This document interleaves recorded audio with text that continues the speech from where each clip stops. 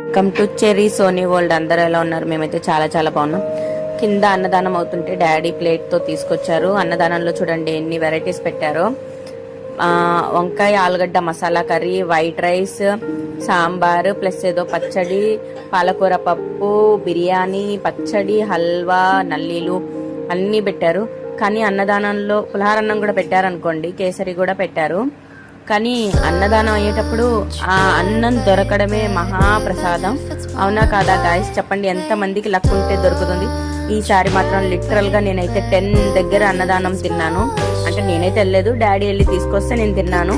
కానీ ఎంతో అదృష్టం ఉంటే కదా మన అందరికి ఇలాంటి మహాప్రసాదం దొరుకుతుంది. కానీ అన్నదానం కూడా చాలా బాగా అయింది. కర్రీస్ అన్ని బాగున్నాయి, అంత ఫుడ్ కూడా చాలా బాగుంది, నాకైతే నచ్చింది. అందుకని చెప్పి మీ అందరికి ఒకసారి చూపిద్దాం. అంటే కొన్ని స్టేట్స్ లో తెలుసో తెలీదో, మాకైతే ఇలా చేస్తారు అన్నదానం.